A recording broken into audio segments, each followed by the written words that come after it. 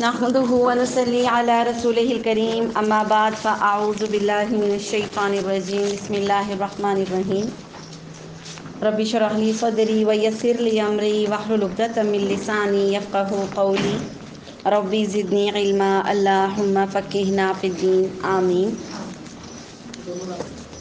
दौरा कुरान की सभी साथियों को अस्सलामु अलैकुम व रहमतुल्लाहि व बरकातुहू। अल्हम्दुलिल्लाह, अल्लाह तबारक व तआला की तौफ़ीक़ से हम दौरा कुरान में सूरह नूर की तफ़सीर पढ़ रहे हैं। आज हम इंशाअल्लाह ताला सूरह नूर की आयत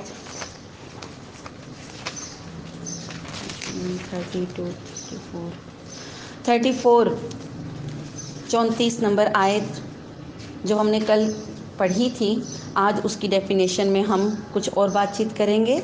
आयत जो है वो ये है कि हमने तुम्हारी तरफ खुली और रोशन आयतें उतार दी हैं और ये उन लोगों की कहानियाँ या कहावतें हैं जो तुमसे पहले गुज़र चुके हैं और परहेज़गारों के लिए नसीहत है।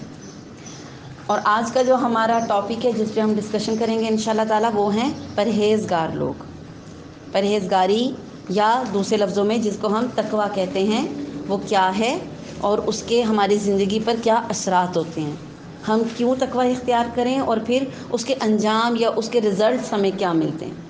ठीक है, तमाम तारीफ़ें अल्लाह रब्बुल इज़्ज़त के लिए हैं जो लम यज़िल है, ला यज़ाल है, बेमिसल है, बेमिसाल है, वहदहु ला शरीक है। कुछ ना था वो तब भी था, कुछ ना रहेगा वो तब भी रहेगा।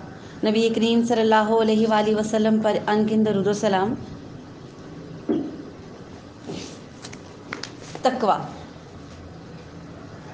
तक़वे का मतलब है रुक जाना, अल्लाह का डर रखना या अल्लाह की ऐसी हया करना कि वो देख रहा है और हम किसी गुनाह से बच जाते हैं, इसको तकवा कहा जाता है। ठीक है, अपने आप को रोक लेना, अपने आप को बचाना या डर जाना और अल्लाह का हया करना। असल में अल्लाह से डरने का हमने एक और मतलब लिया है कि वो जहन्नुम में डाल देगा, ये डर भी ठीक है। लेकिन एक डर होता है, जैसे आपकी फैमिलीज़ में अक्सर आपने देखा होगा कि जब बड़े बुज़ुर्ग बैठे हों तो बच्चे स्मोकिंग नहीं करते, हालांकि वैसे कर रहे होते हैं, लेकिन जैसे बड़े ताया बैठे हैं या दादा बू बैठे हैं तो वो बाहर निकल के स्मोकिंग करते हैं, हालांकि उनको किसने रोकना है, लेकिन एक हया होती है। या जैसे कोई घर में बड़ी खातून है, नमाजी हैं, परहेज़गार हैं, तो उनके सामने आप एकदम से टीवी फिल्म ड्रामे की बातें नहीं करते, हालांकि उन्होंने क्या कहना है, लेकिन आपके दिल में एक ख्याल होता है कि उनका एहतराम या उनकी हया जिसको हम कहते हैं। अल्लाह के साथ ये वाला रिलेशन होना चाहिए कि हम कुछ भी गलत काम करने लगे, हमारे दिल में ये ख्याल होना चाहिए कि अल्लाह देखेगा तो अल्लाह ताला को हम कैसे लगेंगे। जहन्नुम का तस्वुर भी सही है, वो भी ठीक है कि सज़ा तो मिलेगी, लेकिन एक हया वाला तस्वुर ज़्यादा मोहब्बत वाला नहीं है कि हमें अल्लाह पे प्यार आए या हम उस एहतराम में उसकी यानी उसकी मोहब्बत में गलत काम छोड़ दें। मुझे बताएं किस काम में आपको ज़्यादा अच्छा लगेगा? अल्लाह की मोहब्बत में छोड़ना, अल्लाह की मोहब्बत में गलत कामों को छोड़ने में आपके दिल में ज़्यादा मोहब्बत आएगी अल्लाह की।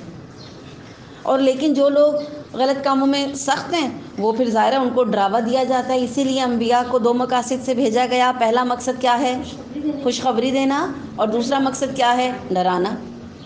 तो दोनों ही काम हैं। जब गलत काम करेंगे तो फिर क्या होगा? गलत नतीजे भुगतने पड़ेंगे। उमर इब्न ख़त्ताब रज़ियल्लाहु ताला अन्हु जो हैं वो कहा करते थे, मैं तुम्हें अल्लाह के डर की नसीहत करता हूँ, जो अल्लाह से डर गया वो जहन्नुम से बचा लिया गया। ख़िताब जब शुरू करते थे वो ये जुमला बोला करते थे।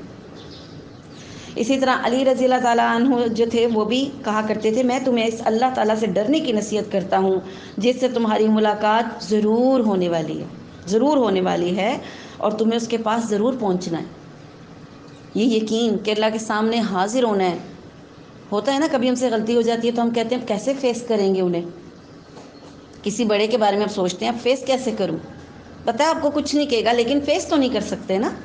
ठीक है, तकवे का लुग़वी मानी है खौफ वाली चीज़ से बचने के लिए बचाव का कोई तरीका या ज़रिया इख्तियार करना। लुग़वी मानी है इसका, खौफ वाली चीज़ से बचने के लिए बचाव का कोई तरीका या रास्ता इख्तियार करना या कोई तदबीर इख्तियार करना। ठीक, और फिर नेकी करना। اللہ کی اطاعت کر کے اور گناہوں سے بچ کر اللہ کی رضا حاصل کرنا اور اس کی اطاعت کرنا اور اس کی ناراضگی سے بچ جانا، یہ اس کا اصطلاحی معنی ہے۔ ٹھیک ہے، میں ریپیٹ کرتی ہوں کہ تقوی کا اصطلاحی معنی کیا ہے کہ اللہ کی اطاعت کر کے اور گناہوں سے بچ کے اللہ کی رضا حاصل کرنا اور اس کی اطاعت کرنا اور اس کی ناراضی سے بچ جانا۔ ٹھیک ہے، مسلم کی روایت ہے، نبی کریم صلی اللہ علیہ وآلہ وسلم نے فرمایا تقوی یہاں ہے، دل کی طرف اشارہ کر کے کہا تقوی یہاں ہے، تقوی یہاں ہے۔ کیا مقصد؟ کہ انسان جو تقوی اختیار کرتا ہے اس میں اس کی دل کی کیفیت شامل ہوتی ہے۔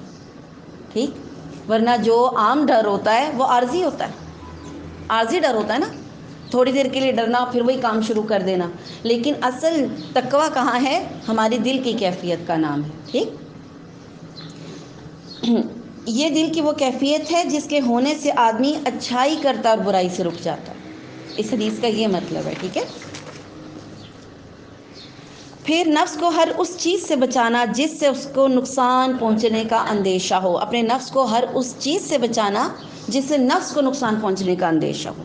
پھر حرام سے بچنے کا نام بھی تقوی ہے، حرام بچنے سے بھی کیا ہوتا ہے؟ تقوی کا حصول ہوتا ہے۔ پھر اس سے کیا ہوتا ہے؟ درجے بلند ہوتے ہیں۔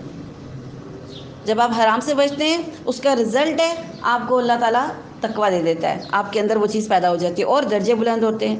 اور پھر کیا ہوتا ہے؟ برے کاموں کو انسان چھوڑ دیتا ہے۔ عبداللہ ابن عباس رضی اللہ تعالیٰ عنہ جو ہیں وہ متقی، وہ کہتے ہیں کہ متقی وہ لوگ ہیں جو اللہ کی سزا سے ڈرتے ہیں۔ سزا والی بات بھی آ گئی۔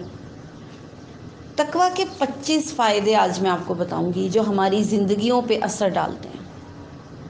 آج کا جو مین ٹاپک ہے کہ جو بار بار ہمیں قرآن پاک میں کہا جاتا ہے پرہیزگار بن جاؤ، تقوی اختیار کرو، ڈر جاؤ، بچ جاؤ، یہ ہماری زندگی پہ دیکھیے اللہ تعالیٰ کا کوئی حکم بھی ایسا نہیں جو ہمارے نفع کے لیے نہ ہو، یہ تو آپ سب جانتے ہیں نا۔ تو اس سے ہماری زندگیوں میں کیا فائدے آتے ہیں آج ہم اس کو ڈسکس کریں گے۔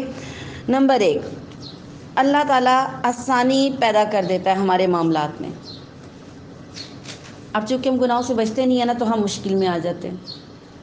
ٹھیک ہے، اگر ہم تقوی اختیار کریں گے اللہ آسانی دے گا۔ سورہ طلاق آیت نمبر 4 میں اللہ تعالیٰ ارشاد فرماتے ہیں جو اللہ کے لیے تقوی اختیار کرتا ہے اللہ اس کے لیے آسانی پیدا کر دیتا ہے۔ قرآن پاک کی آیت ہے 4۔ گھر جا کر قرآن پاک کو ضرور کھول کے چیک کیا کریں۔ سورہ طلاق آیت نمبر 4۔ ٹھیک، جو اللہ کے لیے تقوی اختیار کرتا ہے اس کے لیے اللہ آسانی پیدا کر دیتا ہے۔ نمبر 2، تقوی سے کیا ہوتا ہے؟ شیطان سے آپ کی حفاظت ہو جاتی ہے، یہ دوسرا فائدہ ہے۔ سورہ اعراف آیت نمبر 201، سورہ اعراف آیت نمبر 201 اللہ تعالیٰ ارشاد فرماتے ہیں جب پرہیزگاروں کو شیطان کی طرف سے ہٹانا ہو تو وہ آگاہ ہو جائے کہ اللہ کا ذکر کریں اور اللہ ان کے لیے صحیح صورتحال کو واضح کر دیتا ہے۔ ٹھیک ہے، اللہ تعالیٰ ان کے لیے صحیح صورتحال کو واضح کر دیتا ہے، شیطانوں سے بچ جاتا ہے بندہ۔ نمبر 3، برکات کا ذریعہ ہے، ہماری زندگی میں برکتیں نازل ہوتی ہیں اس سے۔ سورہ اعراف آیت نمبر 96، اگر یہ بستی والے ایمان لائیں اور اللہ کا ڈر اختیار کریں تو ہم ان کے لیے آسمان اور زمین کی برکتوں کے دروازے کھول دیں گے۔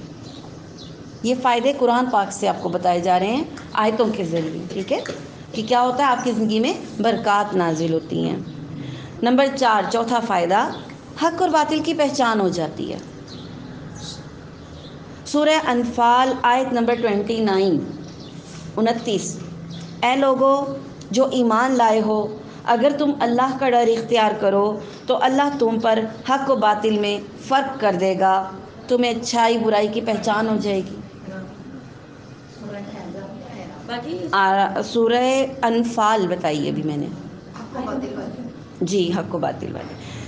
آپ صرف ہنٹس نوٹ کریں، اس کو کمپلیٹ گھر میں لیکچر جب سنیں گے نا پھر کمپلیٹ لکھیے گا۔ ٹھیک ہے، انفال آیت نمبر 29۔ کیا مطلب کہ حق و باطل کی تمیز آ جائے گی، آپ کو پتہ چل جائے گا میرے حق میں کیا بہتر ہے، کیا اچھا ہے، کون سی چیز ہے جو اللہ کو پسند ہے، کون سی چیز ہے جو اللہ کو ناپسند ہے۔ یہ بھی ایک حکمت کی چیز ہے نا، یہ بھی ایک حکمت ہوتی ہے، ورنہ انسان کو پتہ ہی نہیں چلتا میں نے کیا ڈیسیژن لینا ہے۔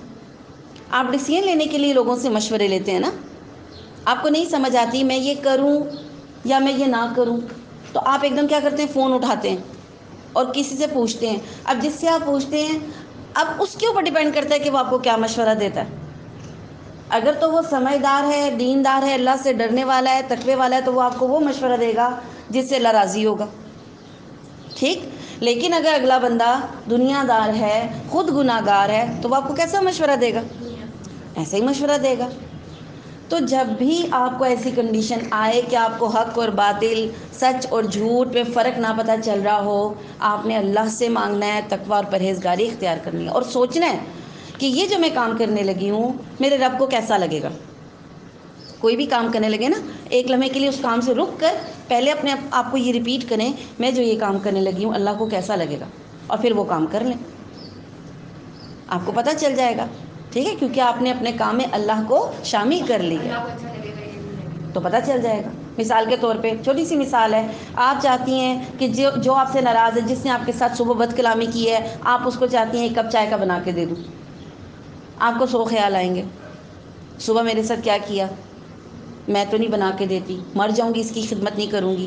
ایک لمحے کو سوچیں، اگر آپ وہ چائے کا کپ بنا کے دیتی ہیں تو آپ ایک رشتہ داری قائم کرتی ہیں، اللہ راضی ہوتا ہے، آپ سوچیں گے اس کام سے جو میں یہ کرنے لگی ہوں اللہ راضی ہوگا کہ ناراض ہوگا۔ اب آپ مجھے بتائیں، اگر آپ چائے کا کپ دیتی ہیں اس کو، اللہ راضی ہوگا کہ ناراض ہوگا؟ آپ کو فیصلہ سمجھ آ گیا، کسی سے پوچھنے کی ضرورت نہیں پڑے گی، آپ خود فیصلہ کر لیں گے۔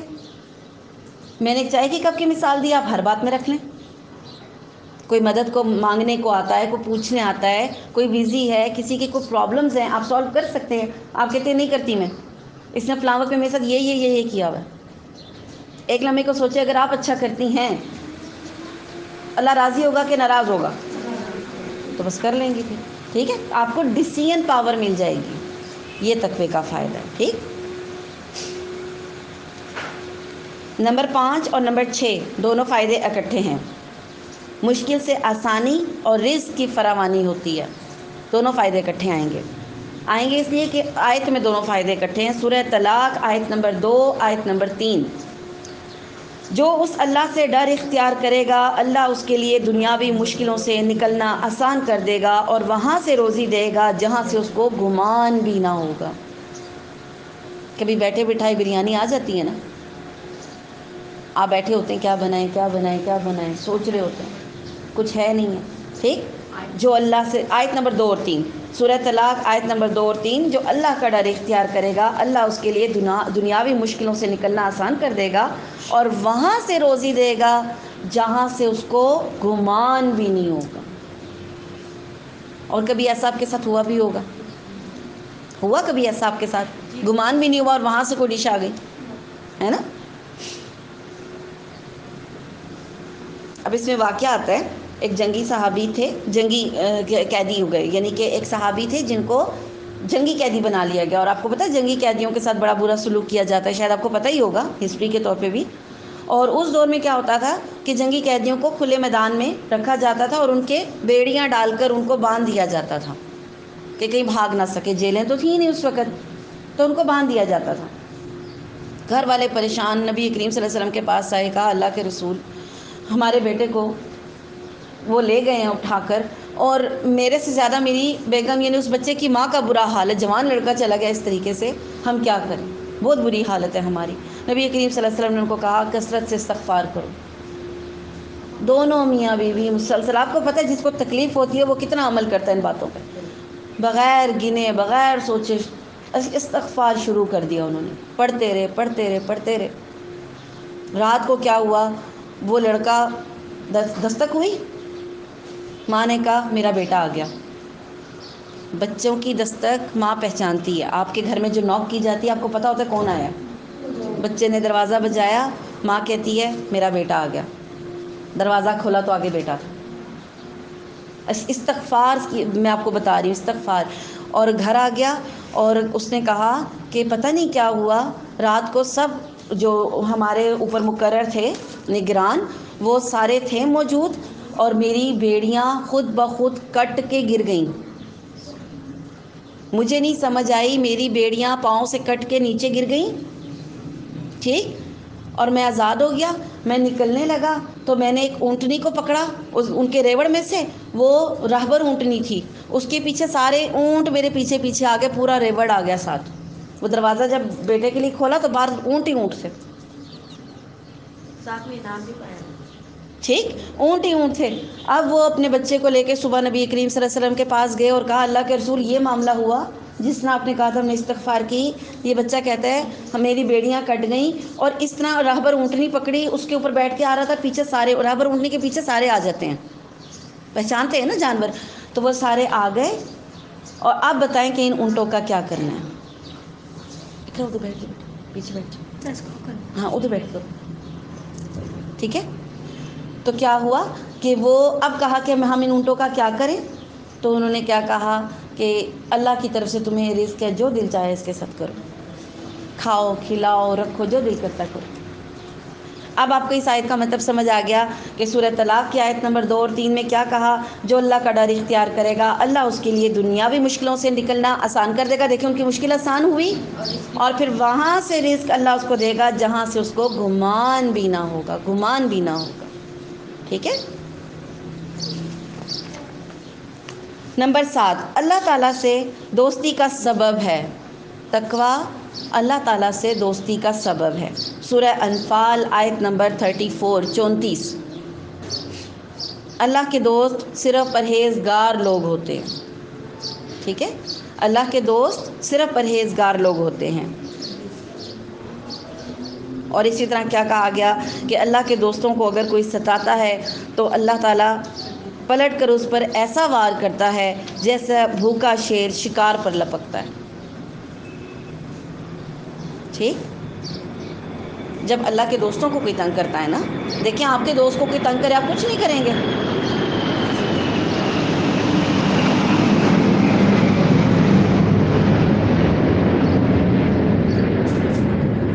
جس سے آپ محبت کرتے ہیں، جس سے آپ کی پکی والی دوستی ہوتی ہے، اگر اس کو کوئی تکلیف دے گا تو آپ اس کو کچھ نہیں کہیں گے۔ تو جو اللہ کے دوستوں کو تنگ کرے گا اللہ ان لوگوں کو کچھ نہیں کہے گا، ٹھیک ہے، بالکل۔ یعنی ایک جگہ اور یہ ارشاد ہوا ہے کہ اللہ کے دوستوں کو اگر کوئی ستاتا ہے تو اللہ پلٹ کر ایسا وار کرتا ہے جیسا شیر اپنے شکار پر لپکتا ہے، ٹھیک ہے۔ اور اس طرح سورہ جاسیہ میں اللہ تعالیٰ کا ارشاد ہے کہ ظالم لوگ آپس میں دوست ہیں، اللہ تعالیٰ تو متقین کا دوست ہے۔ پھر وہی بات آ گئی، اللہ ڈرنے والوں کا دوست ہوتا ہے، ٹھیک۔ نمبر 8، کافروں سے حفاظت ہو جاتی ہے۔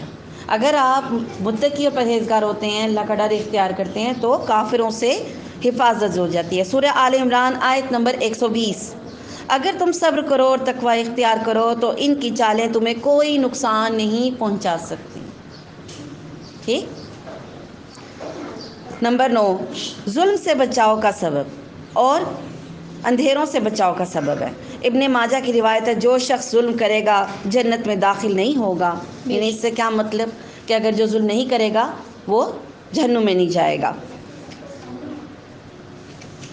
تو صحابہ نے پوچھا کہ ظلم کی حد کیا ہے، یعنی کتنا کوئی ظلم کرے گا، کتنا؟ تو انہوں نے کہا ایک پیلو کی لکڑی جتنا، مسواک جتنا بھی کسی کا حق مار لیا، مسواک جتنا کسی کا حق، خاموش، ٹھیک ہے، مسواک جتنا بھی اگر کسی نے کسی کا حق مارا ہو اس کو بھی ظلم کہا جائے گا اور اس کی بھی سزا ملے گی۔ اور نیکی کے کاموں میں ایک دوسرے کی مدد کرو، سورہ مائدہ میں ارشاد ہوتا ہے اور نیکی کے کاموں میں ایک دوسرے کی مدد کرو اور گناہ کے کاموں میں ایک دوسرے کی مدد نہ کیا کرو، اور اللہ سے ڈرو، بے شک اللہ تعالیٰ سخت پکڑنے والا ہے۔ تو کیا مطلب ہوا؟ تقوی نیکی کے راستوں کو کھول دیتا ہے۔ نمبر 10، سورہ الحج آیت نمبر 32، تقوی اختیار کرنے سے اللہ تعالیٰ کے شاعر کی تعظیم ہوتی ہے۔ آیت ہے جو شخص شاعر اللہ کا احترام کرتا ہے تو یہ دلوں کے تقوی کی سبب سے، اس کی مدد سے ہے۔ جیسے ہم رمضان کا احترام کرتے ہیں، آپ کرتے ہیں رمضان کا احترام، ہے نا؟ داڑھی کا احترام کرنا، کئی لوگ اپنے داڑھی سے کھیل رہے ہوتے ہیں، چکیا بناتے ہیں، پونی لگاتے ہیں، بہت بری بات ہے۔ نبی کریم صلی اللہ علیہ وسلم نے ایک شخص کو اپنی داڑھی سے کھیلتے دیکھا، اللہ کے رسول نے کہا اگر اس کے دل میں تقوی ہوتا یہ کبھی بھی ایسی حرکت نہ کرتا، داڑھی کیا ہے؟ شاعر اللہ میں سے ہے، اللہ کی نشانی ہے یہ. دیکھیں نشانی ہے کہ نہیں ہے. عورت اور مرد دونوں انسان ہیں. عورت کے چہرے پہ بال نہیں ہیں، مرد کے چہرے پہ بال ہیں. حالانکہ آپ کھانا سیم کھاتے ہیں، آپ سب سیم کھانا کھاتے ہیں، لیکن اللہ تعالیٰ نے مرد کے چہرے پہ بال کیے ہیں تو یہ اس کی نشانی ہے، شاعر اللہ ہے. اور عورت کو اللہ تعالیٰ نے اس سے پاک کیا ہوا نہیں ہے اس کی چہرے پہ. تو جو اس کا احترام کرتا ہے، تقوی سے کیا ہوتا ہے؟ شاعر اللہ کا احترام کیا جاتا ہے. ٹھیک.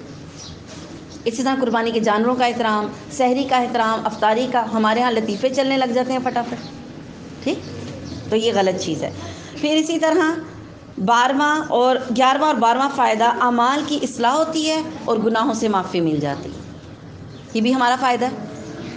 سورہ احزاب آیت نمبر 70 71 70 اینڈ 71. اے ایمان والو، اللہ سے ڈر جاؤ اور سیدھی بات کرو تو کیا ہوگا؟ اللہ تمہاری اصلاح کر دے گا، تمہارے گناہوں کو معاف کر دے گا. ٹھیک ٹھیک ہے. نمبر 13 احترام رسول آتا ہے. رسول کا احترام دل میں آتا ہے.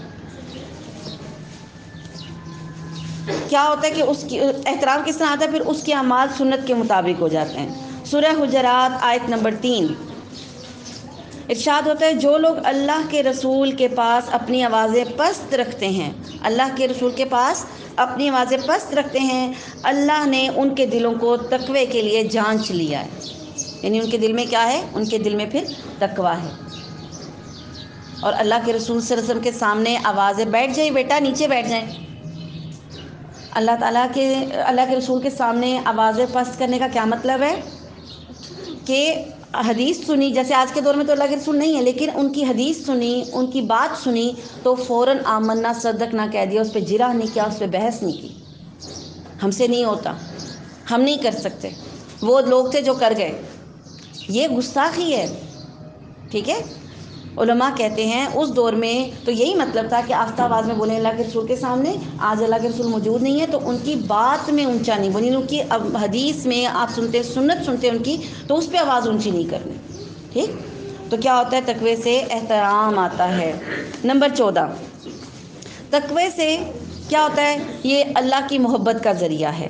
سورہ آل عمران آیت نمبر 76. ہاں جس نے اپنا وعدہ پورا کر لیا اور تقوی اختیار کیا تو اللہ تعالیٰ پرہیزگاروں سے محبت کرتا ہے. تو اس سے کیا پتہ چلا کہ تقوی سے اللہ کی محبت بھی حاصل ہوتی ہے. آپ کو چاہیے نا اللہ سے محبت. جب اللہ پیار کرے گا تو کیا کرے گا آپ کے ساتھ؟ برکتیں نازل ہوں گی، رحمتیں نازل ہوں گی، بخشش ہوگی، رحم ہوگا اس کا. ٹھیک. جس شخص سے اللہ تعالیٰ محبت کرتا ہے نا، اللہ تعالیٰ اس کا نام آسمانوں پہ لیتا ہے. آپ کو پتہ ہے؟ فرض کریں آپ میں سے جن لوگوں سے اللہ کو پیار ہے، اللہ تعالیٰ اس کا نام اس کے والد کے نام کے ساتھ آسمانوں پہ لیا جاتا ہے فرشتوں کے سامنے. اللہ تعالیٰ جبرائیل علیہ السلام کو بلا کر کہتے ہیں اے جبرائیل، میں اس بندی سے یا اس بندے سے بہت محبت کرتا ہوں، تم بھی اس سے محبت کرو. اللہ فرشتے کو کہتا ہے تم بھی اس سے محبت کرو. اور وہ فرشتہ کہتا ہے اللہ تعالیٰ میں بھی اس سے محبت کرتا ہوں. ٹھیک. پھر وہ اللہ تعالیٰ اس کو کیا کہتے ہیں؟ فرشتے جبرائیل علیہ السلام فرشتوں کو جا کے کہتے ہیں فرشتوں سنو، اللہ تعالیٰ اس بندے سے یا اس بندی سے محبت کرتے ہیں، سو تم بھی اس سے محبت کرو، کیونکہ جبرائیل بھی اس سے محبت کرتے ہیں. تو وہ سب فرشتے بھی یہی کہنے لگ جاتے ہیں کہ اس بندے سے اللہ محبت کرتا ہے اور جبرائیل محبت کرتے ہیں اور ہم بھی محبت کرتے ہیں. اور پھر اس محبت کو اللہ تعالیٰ فرشتوں کے ذریعے زمین پر اتار کے لوگوں کے دلوں میں ڈال دیتا ہے. کئی لوگوں سے آپ کا کوئی رشتہ نہیں ہوتا لیکن آپ ان سے پیار کرتے ہیں. وہ بہت دور کہیں رہتے ہیں لیکن آپ کا دل کرتا ہے کبھی تو ملاقات ہو جائے. آپ ان کو دیکھنے کو آپ کا دل کرتا ہے. یہ کون لوگ ہیں جن کے دلوں میں اتنی محبت اللہ نے ڈال دی؟ اور یہ تو ہم سب جانتے ہیں نا کہ محبتیں کون ڈالتا ہے دلوں میں؟ اللہ ڈالتا ہے. ٹھیک ہے. نمبر 15 تقوی سے علم کے دروازے کھل جاتے ہیں. کتنی عجیب بات ہے نا. ہم سوچتے ہیں ہمیں علم آ جائے، ہم سیکھ جائیں، تقوی سے علم کے دروازے کھل جاتے ہیں. سورہ بقرہ آیت نمبر 282 282. اللہ کا تقوی اختیار کرو، اللہ تمہیں علم سکھائے گا. اللہ تمہیں علم سکھائے گا. ٹھیک. پڑھا لکھا تو ہمارے بھی سب لوگوں میں نمایاں ہوتا ہے، آپ کو پتہ ہی ہے. جس بندے کو لکھنا پڑھنا آتا ہو وہ ہمارے میں بھی تو سب سے نمایاں ہی ہوتا ہے. ہم اس کو کیسی نظر سے دیکھتے ہیں؟ اچھی نظر سے دیکھتے ہیں نا. نمبر 16 گمراہی سے بچنے کا ذریعہ ہے تقویٰ. سورہ انعام آیت نمبر 153 154 153 154. یہ سیدھا راستہ ہے، اس کی اتباع کرو، اس کے علاوہ کوئی دوسرا راستہ اختیار نہ کرنا ورنہ تم سیدھے راستے سے بھٹک جاؤ گے. اللہ تمہیں وصیت کرتا ہے تاکہ تم متقی بن جاؤ. یہ ٹک ٹک کون کر رہا ہے؟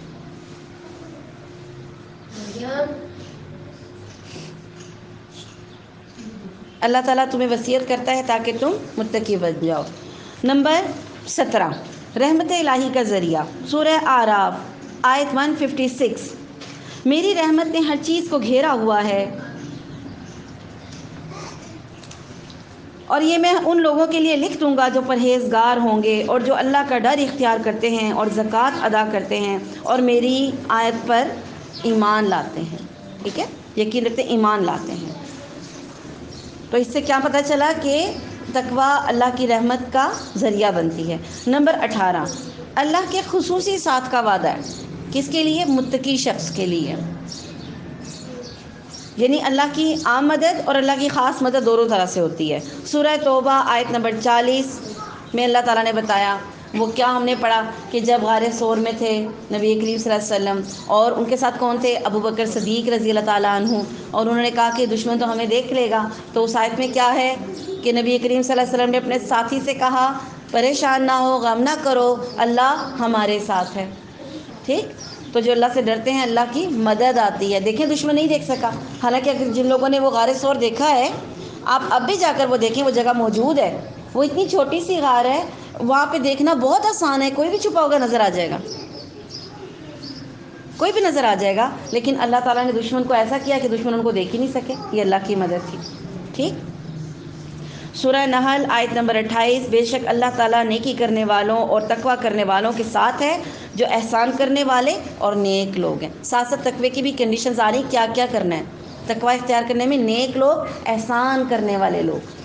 احسان کون سی چیز ہوتی ہے؟ 28. احسان کیا ہوتا ہے؟ 18 وہ یہ بھی چل رہی جی جو خالص اللہ کے لیے کرے. شاباش، جو خالص اللہ کے لیے کرے. ٹھیک. نمبر 19 تقویٰ اختیار کرنے والے کا انجام اچھا ہوگا. ٹھیک. سورہ طٰہٰ آیت نمبر 125 آخرت تو متقین کے لیے ہے. اللہ تعالیٰ نے کیا کہا؟ آخرت تو متقین کے لیے. کیا مطلب؟ تقویٰ اختیار کرنے والوں کا انجام اچھا ہو جائے گا. سورہ ہود آیت نمبر 49 49 صبر کرو تو بہترین بدلہ تو متقین کے لیے ہے. بار بار قرآن میں اللہ تعالیٰ کہہ رہے ہیں کہ اچھا انجام کس کے لیے ہے؟ متقین کے لیے. نمبر 20 خوشخبریوں کا ملنا. تقوی سے کیا ہوتا ہے؟ خوشخبریاں ملتی ہیں.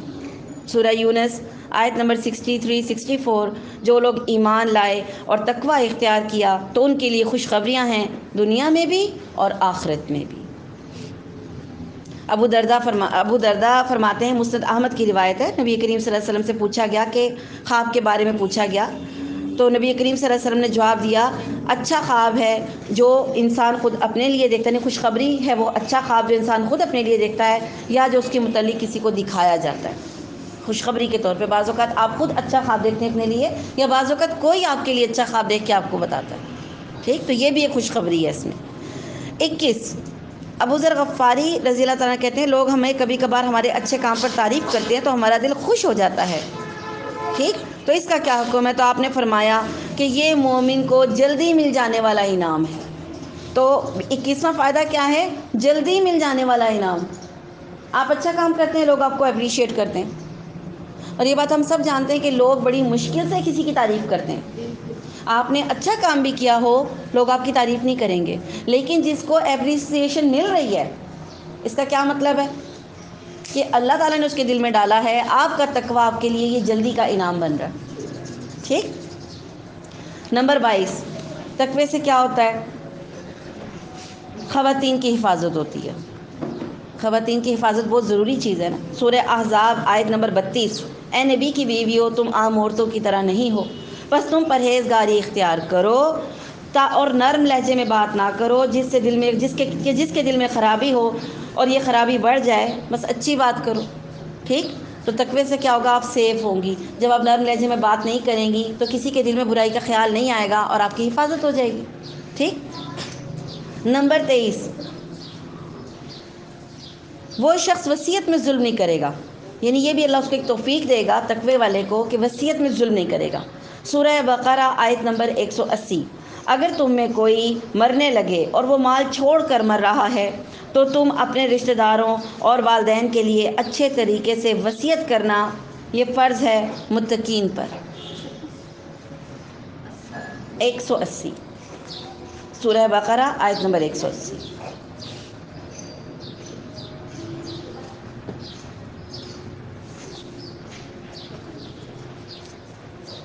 متعلقہ عورتوں کے لیے بھی اس میں ہے، تقوی اختیار کرنے والے جو ہیں وہ متعلقہ عورتوں کے لیے کیا کرتے ہیں؟ اچھا سوچتے ہیں اور نکاح کر لیتے ہیں ان کے ساتھ، ٹھیک؟ سورہ البقرہ آیت نمبر 241، متعلقہ عورتوں کو معروف طریقے سے فائدہ دینا یہ متقین پر حق ہے۔ متعلقہ عورتیں بیچاریاں جو مظلوم ہوتی ہیں نا، ان کے ساتھ اچھا رویہ رکھنا یہ کس کی صفت ہے؟ متقین کی صفت ہے۔ ان کے ساتھ اچھا کیا کر سکتے ہیں؟ ان کا اچھی جگہ نکاح کرا سکتے ہیں، ان کی شادی کرانے کے لیے آسان راستے بنا سکتے ہیں، ان کا خیال رکھ سکتے ہیں، ٹھیک ہے؟